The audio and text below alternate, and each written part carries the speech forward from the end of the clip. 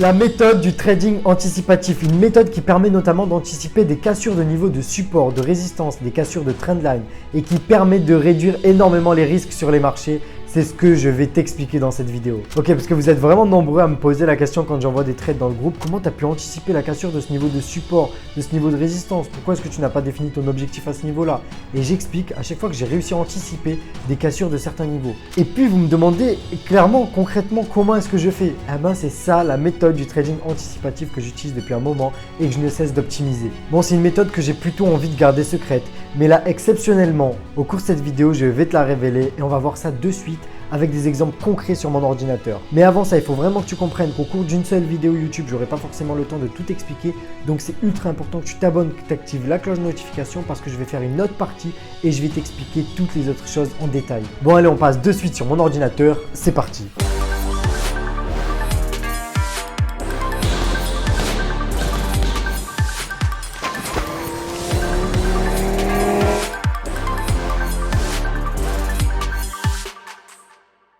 Là, comme tu peux le voir, on est sur mon ordinateur et je vais t'expliquer assez brièvement ce que c'est que cette méthode du trading anticipatif. Donc, je vais te faire des schémas pour t'illustrer ça rapidement pour que tu comprennes en gros ce que c'est. Ensuite, on va passer directement sur un exemple concret pour voir les choses en détail. Quand je vais te montrer les choses en détail, c'est vraiment en détail. Je vais te montrer, je vais zoomer dans chaque mouvement du marché pour vraiment t'expliquer ce qui s'est passé, ce qu'il fallait comprendre, etc. et comment j'ai utilisé moi-même cette méthode. Bon, c'est sûr qu'on peut pas tout voir, on peut pas voir tout ce qui est money management, risk management, psychologie, sinon ça ferait une vidéo qui durerait une semaine.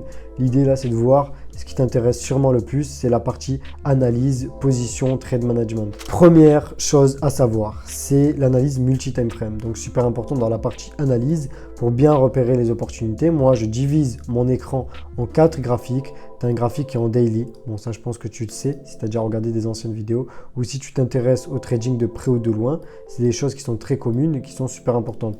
4 heures, puis ensuite je mets du H1, donc 1 heure et du 15 minutes.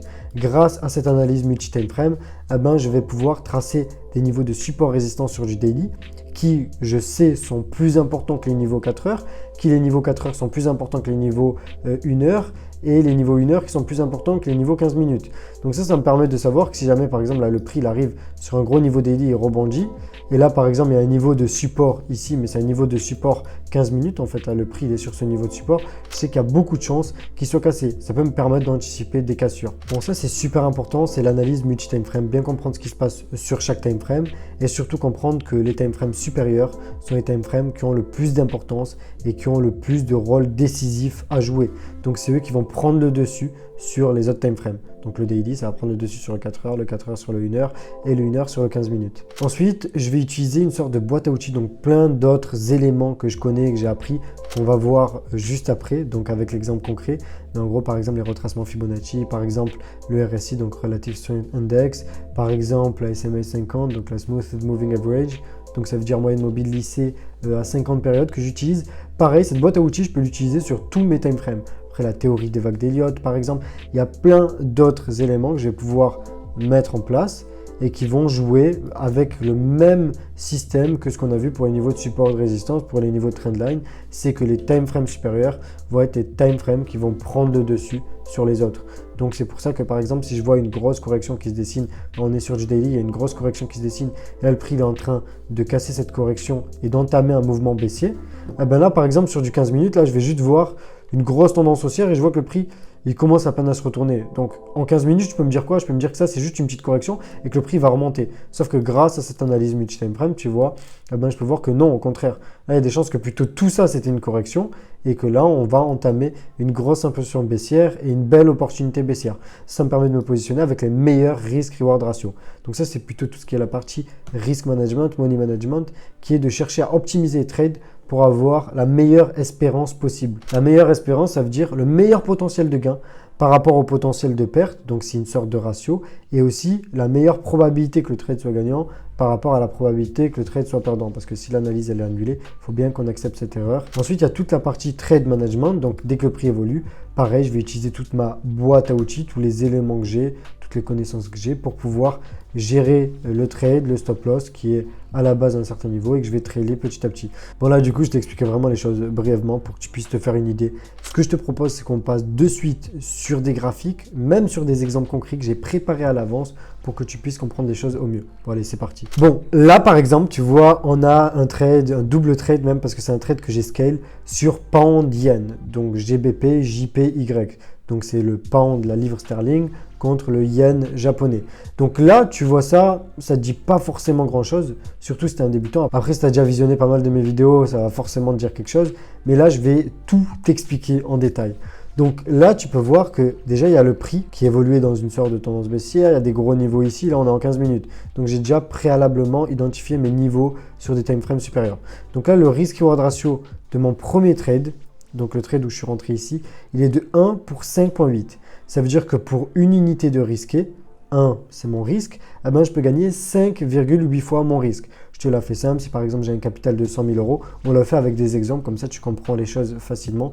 Donc si j'ai un capital de 100 000 euros, que je risque 1% de mon capital, donc 1000 euros, sur ce trade, eh ben, je peux perdre potentiellement 1000 euros si le prix me donne tort entre guillemets, en tout cas si le prix ne va pas dans mon sens.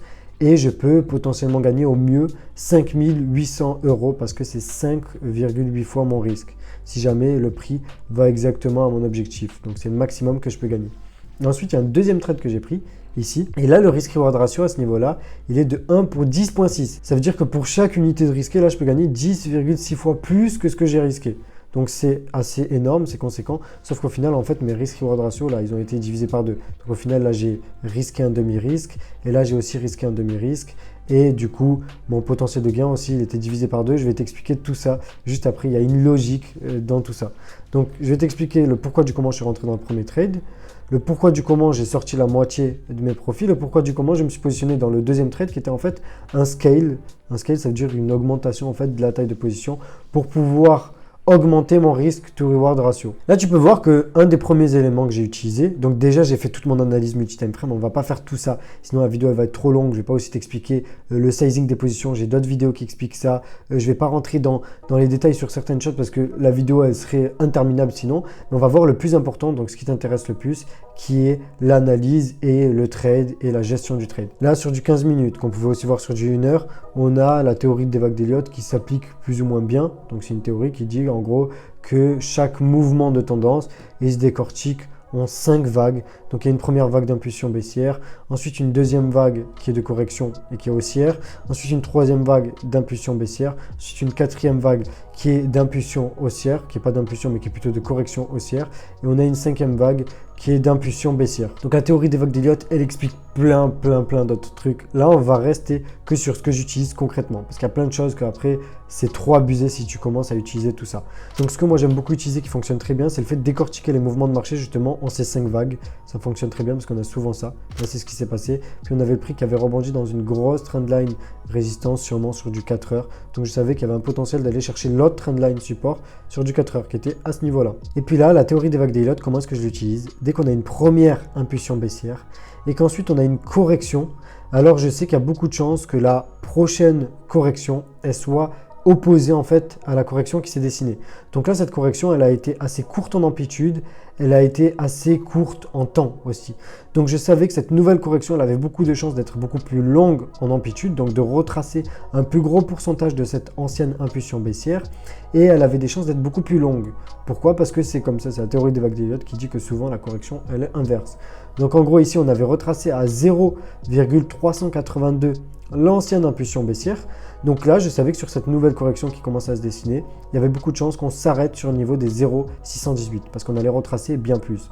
Donc il y a toute cette différence, tu vois, entre le niveau des 0,382 et le niveau des 0,618. Et puis tout ça, c'est relatif à l'ancienne impulsion. Donc là, on a retracé à 0,382 cette ancienne impulsion. Donc on a retracé à 38,2% cette ancienne impulsion baissière. Là, on la retrace à 61,8% pour compléter en fait les 1.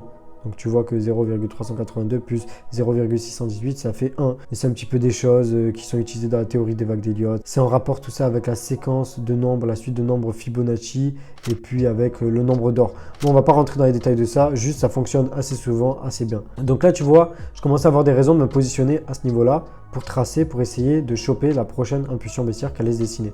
Par contre, je savais que cette correction, c'était bizarre parce que là, elle n'avait pas assez duré longtemps. Elle avait duré à peu près autant que l'ancienne correction haussière qui s'était dessinée. Donc là, il fallait que je patiente pour comprendre, tu vois, pour voir ce qui se passe parce que elle devrait, entre guillemets, se dessiner et être plus longue que ça, la correction. Donc là, je vois que le prix repart, tu vois, je trouvais ça assez bizarre. Après m'être positionné dans le trade, déjà, on va voir tous les autres éléments qui m'ont fait me positionner. Donc là, on a aussi, donc en plus, du coup, le retracement Fibonacci qu'on a dit, donc 0,618. On avait aussi le rising wedge, tu vois. On avait une sorte de biseau ascendant, ça s'appelle comme ça, c'est une figure de retournement, surtout dans ce cas de figure quand elle arrive à la fin, justement, d'une correction haussière qu'on a pu expliquer grâce à la théorie des vagues d'Elliott. Et là, tu vois, ça devenait vraiment intéressant. Surtout qu'on se rapprochait, qu'on allait chercher pour la casser, ça se voyait. Donc, on avait aussi la SMA 50, qui est cette moyenne mobile que j'utilise beaucoup, qui fonctionne super bien. Parce que le prix, souvent, il arrive dessus et ça sert un petit peu de niveau de support, de résistance. C'est parce qu'on a souvent des retours à la moyenne. Quand le prix part avec beaucoup de momentum dans un sens, donc avec beaucoup de force dans un sens, souvent, il va venir retracer, tu vois. Il va venir rechercher cette zone-là, par exemple. Donc, elle fonctionne très bien et j'ai l'habitude d'utiliser. Donc là, comme je voyais que dans la précédente correction, le prix l'avait dépassé avant de la réintégrer, avant de la rejeter. Donc, il n'avait pas rejeté parfaitement, tu vois, avec une belle mèche. Il y avait des chances que ça se dessine à peu près pareil, tu vois, sur la nouvelle. Parce que là, c'est différent. Là, c'est pas par rapport à la théorie de vague d'Elliott, c'est vraiment par rapport à la SMA 50. Donc, SMA 50, je te le répète, c'est Smoothed Moving Average. Ça veut dire moyenne mobile lissée à 50 périodes. Tu peux la mettre, par exemple, sur TradingView. Ensuite, on avait ici, sur le RSI, une belle divergence, tu vois. Le RSI, c'est Relative Strength Index. C'est un indicateur qui me permet de mesurer la force relative. Et mesurer la force relative, ça veut dire potentiellement déceler des retournements. Quand le RSI dessine une belle divergence comme ce qu'on a ici, ça veut dire que là le prix il est en train de monter, tu le vois bien, et là le RSI lui il baisse, il fait des sommets de moins en moins haut, et là le prix il fait des sommets de plus en plus haut, ça veut dire qu'on a beaucoup de chances que le prix se retourne, surtout dans ce cas de figure de correction, de biseau ascendant, de retracement Fibonacci parfait, etc. Donc il y avait tous ces éléments qui m'ont fait me positionner, tu vois ici, donc vraiment me positionner agressivement sur la fin de cette correction avec un stop loss qui était au niveau des 0,618 Fibonacci parce que si on allait les dépasser, si on allait vraiment enfoncer ces niveaux et bouger beaucoup plus haut et en fait casser cette sorte aussi de rising wedge que j'avais dessiné, ça annulait mon scénario. Donc je vais te remontrer le rising wedge, il est là. Si on allait le casser par la hausse, là c'était plutôt ce que j'appelle une sorte de Superman pattern. Ça c'est une pattern un petit peu que j'ai découvert, que j'explique aux membres de mon programme d'accompagnement justement. J'ai découvert pas mal de patterns avec mon expérience qui fonctionnent super bien, qui donnent des super bons résultats. Et puis voilà, on ne va pas rentrer dans une explication de toutes les patterns, mais en gros, si on cassait à la baisse, bon, c'était validé, rising wedge validé. Par contre, si on cassait à la hausse, je voulais pas du tout rester sur ce trade et je voulais accepter ma perte et sortir du marché. Donc là, tu comprends que le RSI, ça m'a donné une autre indication super intéressant. Ok, du coup, je me suis positionné, tu vois. Je me suis positionné agressivement ici au niveau de la SMA 50 avec un stop loss au-dessus des niveaux Fibonacci, tu vois, du niveau des 0,78 et avec un objectif au niveau des gros niveaux de support, surtout, tu vois, sur du 1 heure, du 4 heures, même voire du daily. Il me semble que ça, c'était un niveau daily. Donc là, on va avancer, voir ce qui s'est passé. Donc là, la correction, en fait, elle a duré longtemps. Tu vois, moi, je me suis positionné là. La correction, elle dure longtemps. Donc en fait, moi, mon stop loss à la base, il est ici. En fait, je le bouge au fur et à mesure avec la ligne rouge. Donc la ligne rouge, il faut que tu comprennes que c'est mon stop loss. Et puis là, je vois que le prix, il corrige pendant longtemps. Bon, au final, je m'y attendais un petit peu. Donc au final, ça fait une sorte de correction plutôt en range. On n'a pas retouché le niveau des 0,78 Fibonacci. C'était assez clean. Là, ce que j'ai fait, c'est que j'ai tracé un niveau de résistance, tu vois, au-dessus de cette sorte de range, et un niveau de support. Et le prix, à un moment donné, dès qu'il est revenu, tu vois, là où j'ai dessiné la flèche, il est revenu à ce niveau de support, il a rejeté encore avec force, j'ai coupé une partie de mon risque. Donc là, j'ai coupé la moitié de mon risque sur ce trade. La moitié de ma taille de position, je l'ai coupé en encaissant des beaux profits, tu vois. Que là, j'ai encaissé plus d'une fois mon risque de profit par rapport au risque que j'ai fait, donc la moitié de mon risque à ce niveau-là. Donc en gros, je te réexplique. J'ai mon premier trade là qui est en cours. Il est en profit latent, donc je suis en train de gagner de l'argent, mais je n'ai pas encaissé. Donc à partir du moment où le prix rejette ici, je coupe la moitié de ma taille de position. Je ne coupe pas totalement parce que à tout moment, tu vois, le prix continue, il se retourne, mais je coupe la moitié pour pouvoir encaisser des profits et en même temps avoir cette moitié de risque pour me réexposer, tu vois, dans le futur si le prix revient justement chercher cette zone de résistance. Parce que je vois qu'à chaque fois, le prix il rebondit parfaitement sur cette zone de résistance et c'est bon, là, la correction, elle avait duré assez longtemps. Donc en plus, elle dure longtemps. En plus, on a de chance de se rapprocher de la nouvelle impulsion baissière justement que j'attendais entre guillemets. Et donc là, en fait, mon plan, il a été quasiment parfait. C'est pour ça que j'appelle ça le trading anticipatif. C'est que la majorité des gens, ils auraient peut-être pas anticipé la cassure, tu vois, de cette trendline. Sauf que là, c'était largement anticipable grâce à tout ce que je t'ai expliqué juste avant. Donc grâce à l'analyse multi-time frame, grâce au fait de comprendre toute cette sorte de boîte à outils, tous ces éléments qui permettent justement de savoir ça. Et là, comme j'ai coupé la moitié de mon risque, j'ai pu le réouvrir ici et donc j'ai pu augmenter ma taille de position et scale mon trade, clairement. Parce que là, au final, comme j'ai bougé un petit peu mon stop loss, je l'ai bougé par rapport au volume profile. Donc le volume profile, c'est les volumes par niveau de prix. Là, on est sur le Forex, donc ce n'est pas des vrais volumes, mais on va dire que c'est en quelque sorte représentatif. Et ça me permet ici, je vois qu'il y a une zone faible en volume. Il y a peu de chances que le prix, il aille dans ces zones, parce que justement, c'est un niveau de prix sur lequel il n'y a pas eu beaucoup de volume, qui n'a pas beaucoup été tradé, qui n'attire pas forcément le prix, ou le prix ne va pas forcément. Donc il avait des chances en fait de se retourner juste avant. Et puis si on pétait cette zone-là, alors je voulais sortir du trade, parce que voilà, il faut savoir aussi sortir à un moment donné. Du coup, résultat, je me positionne ici. Là, j'ai un risk-reward ratio de plus de 10 pour mon nouveau trade sur la moitié de mon risque que j'ai coupé et que j'ai réouvert ici. Donc il me reste la moitié de mon risque sur le premier trade, donc je peux gagner que la moitié aussi de mon potentiel de gain. Et pareil ici, je peux gagner que la moitié de ce que j'aurais pu gagner au début, tu vois. Donc là, en fait, je ne vais pas gagner 10 fois mon risque, mais je vais gagner 5 fois mon risque, mais aussi mon risque, il est divisé par 2. Donc si je perds la moitié de mon risque, tu comprends. Donc par exemple, si je trade avec un capital de 100 000 euros, pour te refaire l'exemple, sur le premier trade au début, je suis ici, ok, je trade avec 1000 euros. Donc là, il y a 1000 euros de risqué sur ce trade, mais je peux en gagner 5008. Ok, le prix il évolue, il rebondit ici parce que là, c'est là que je comprends qu'il faut sortir du trade. Donc je coupe mon trade et je coupe en fait juste la moitié de mon risque. Donc j'ai toujours 500 euros qui sont risqués, mais j'ai 500 euros que je coupe. Et ces 500 euros, ils m'en font gagner à peu près 750. Donc là, je coupe le trade avec 750 euros de profit, toujours 500 euros qui sont en risque, mais ces 500 euros, maintenant, ils ne me permettent pas de gagner 5800 euros, mais ils me permettent de gagner la moitié de ça. Là, ça va me faire gagner à peu près l'équivalent normalement de 2900, quelque chose comme ça. Puis, il me semble que j'avais 5,8 de risk to reward ratio, ok. Donc là, je me repositionne, mais là, du coup, j'ai 500 euros que je peux me permettre de re-risquer. Parce que j'ai 500 euros que j'ai sorti, j'ai enlevé mon risque de 500 euros, puis j'ai encaissé 750 euros de profit. Donc là, en gros, je re-risque 500 euros, sauf que là, avec ces 500 euros, je peux gagner 10,6 fois, il me semble, ce que je risque. Donc en gros, avec ces 500 euros, je peux gagner 5000 et quelques euros. Je te l'illustre avec des chiffres quand même pour que tu comprennes de quoi il s'agit. Donc maintenant, on va voir ce qui va se passer parce que là, du coup, mon trade, c'est une anticipation. C'est pour ça que j'appelle ça le trading anticipatif. C'est une anticipation déjà qu'on va casser tous ces niveaux de support. Donc là, il y a un gros niveau de support. Là, il y a un niveau de support. Mais c'est des niveaux de support 15 minutes. Et on a fait une analyse multi-time frame. On a fait ce trading anticipatif. On a pu bien définir notre stop loss par rapport au volume profile. Voilà ce qui se passe. Avec mon trade management, petit à petit, ce qui se passe, c'est que là, je passe sur un time frame supérieur, donc sur du 1 heure quand même, pour mieux te montrer les choses.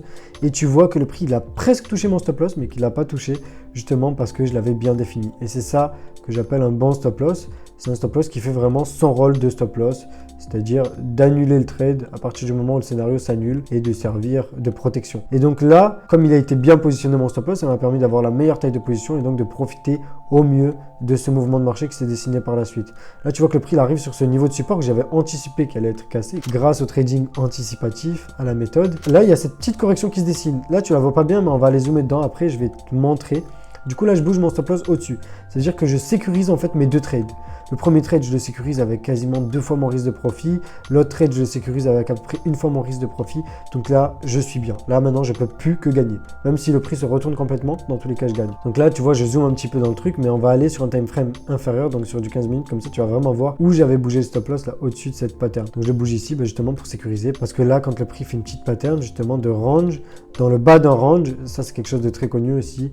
C'est aussi dans ma méthode de trading anticipatif, il y a beaucoup de chances d'avoir un mouvement baissier et d'avoir une cassure du range. Donc à partir du moment où le prix il était en train de dessiner cette pattern, tu vois dans le bas du range, j'avais déjà bougé mon stop loss au-dessus de la pattern. Avant même qu'on ait la cassure là. Parce que là, tu le vois mieux, tu vois. Parce que là, tu vois, on est repassé sur du 15 minutes et tu vois ici, là où il y a ma souris, pas dans le cercle rouge. Regarde d'abord cette partie-là, ce range qui se dessine dans le bas du range. Ça, il y a beaucoup de chances d'avoir une cassure et si le prix se retourne, alors il fallait que je sorte du marché. Donc là, j'avais bougé mon stop loss juste au-dessus, tu vois, de ce petit range. Bien évidemment, il y avait beaucoup de chance et c'est ce qui s'est passé. Le prix a cassé ce range et il est venu presque chercher mon objectif que j'ai peut-être un petit peu abusé avec cet objectif. Je l'ai mis peut-être un petit peu trop bas. Et puis là, il y a le prix qui commence à faire une sorte de double bottom, tu vois, une sorte de double creux. Donc là, je me dis qu'il y a beaucoup de chances pour que le prix se retourne ou alors que ce soit un petit range comme celui-là et que le prix continue à baisser. Donc, hors de question de risquer encore de reperdre, de redonner au marché tout mon profit.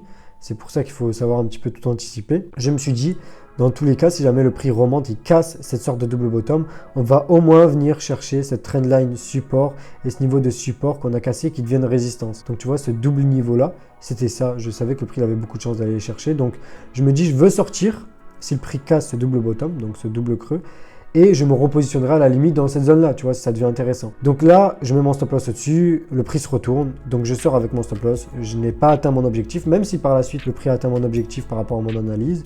Je vais te dire ce qui s'est réellement passé. Donc je suis sorti à ce niveau-là, et puis le prix s'est retourné. Momentanément, au final, ça a été juste une correction.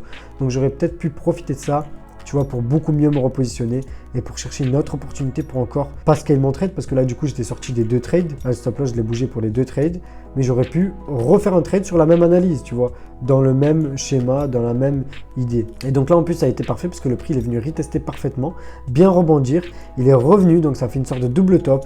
Là ça pouvait valoir le coup de se positionner ici, de mettre le stop loss, tu vois, au-dessus de cette zone-là, de cette grosse zone de résistance, et d'aller chercher l'objectif au milieu de la grosse zone de support en 4 heures par exemple. Donc là, on va faire la conclusion. Donc, ce qui s'est passé, c'est que les stop loss ont été touchés. Là, quand il y a eu le retournement, tu vois, de ce double bottom ici. Donc, sur le premier trade, j'ai gagné 4,4 fois mon risque, mais divisé par 2, parce que mon risque a été divisé par 2. Donc, ça fait 2,2 fois mon risque, ok? Mais comme j'avais aussi coupé une partie auparavant, avec 1,5 fois mon risque, donc la moitié, puisque c'était la moitié de la position, donc 0,75 fois mon risque, eh ben, au final, ça fait que je me retrouve à peu près avec 3 fois mon risque de profit sur le premier trade, d'accord? Donc je vais te la faire encore une fois assez simple. Si à la base des bases, j'ai risqué 1000 € sur le premier trade, en gros, je gagnais 3000 €. Donc je vais te la refaire simple. Le capital, tu vois l'exemple de 100 000 € avec un risque de 1% à 1000 €.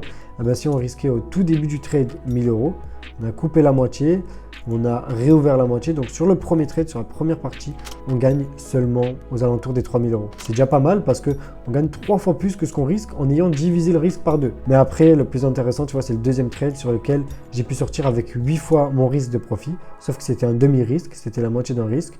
Donc au final, ça a fait 4 fois mon risque de profit sur ce trade. Donc en fait, 4 fois mon risque de base de profit sur ce trade. Donc en gros, j'ai risqué 500 € à nouveau sur le deuxième trade parce que j'ai scale, parce que j'avais coupé 500 € sur le premier trade. J'ai rouvert ces 500 €. Donc j'avais toujours un risque total de 1000 € et j'ai pu gagner à peu près 7 fois mon risque en tout de profit par rapport au risque de base, par rapport aux 1000 € qui sont risqués avec un bon trade management, en surfant bien sur la tendance, en surfant bien avec la vague, avec le prix, parce qu'il ne faut jamais laisser son stop loss au prix de départ, parce que si le prix se retourne complètement, en fait, tu vas redonner tout ton profit latent.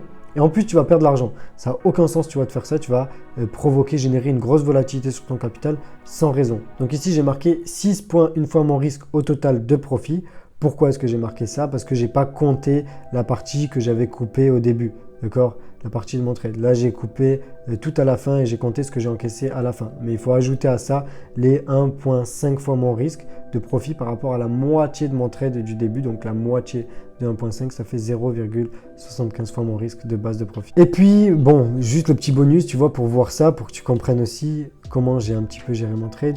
Là, quand ça s'est dessiné, là, quand on a eu le rejet ici, qu'on avait failli toucher mon stop loss, tu vois, dans ce trade, en 15 minutes, on voyait un beau head and shoulders, tu vois, épaule, tête, épaule, dans un gros niveau de résistance, sans venir retoucher les 0,618 Fibonacci, c'était parfait.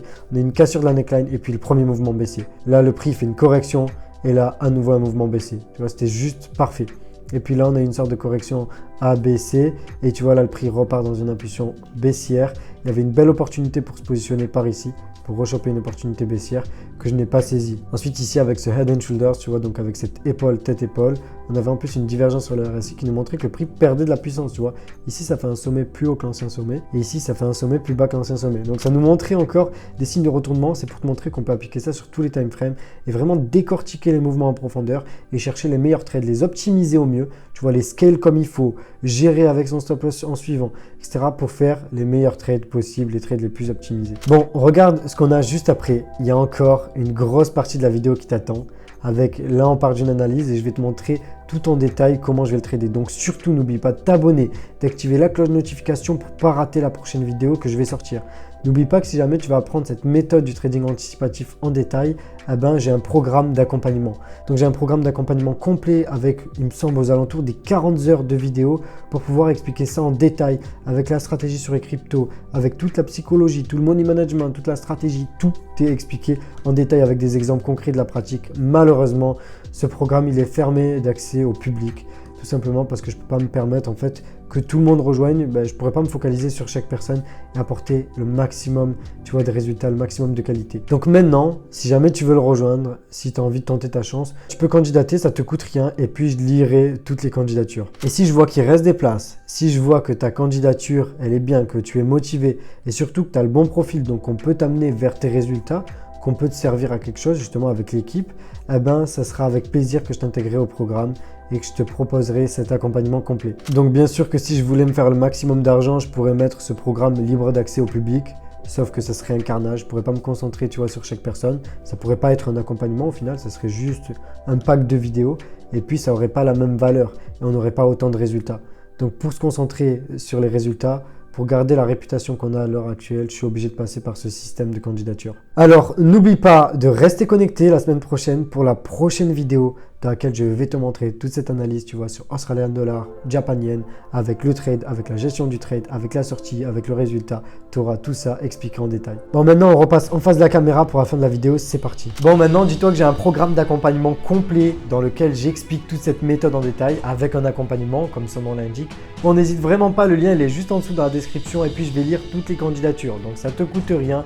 Et puis, si tu as la chance de pouvoir intégrer le programme, tu vas avoir un appel et puis ensuite, tu auras tout le processus d'intégration dans le programme. J'espère vraiment que la vidéo t'a plu et que tu es prêt pour la partie 2. Donc, si c'était le cas, mets-moi un maximum de pouces bleus juste en dessous et pose-moi toutes tes questions en commentaire. Je vais essayer d'y répondre au plus vite. N'hésite surtout pas aussi à checker la description de la vidéo parce qu'il y aura tous les liens utiles. Donc, tu auras par exemple le lien pour accéder au groupe Telegram totalement gratuit, le lien pour pouvoir accéder à mon compte Instagram dans lequel je poste aussi du contenu. Bref, tu auras plein de ressources qui seront 100% gratuites avec le programme gratuit, etc. Mais tu auras aussi d'autres liens utiles, donc ça vaut vraiment le coup que tu checkes justement dans la description. Bon, sur ce, c'était Idriss et on se retrouve très vite dans la partie 2. Allez, ciao!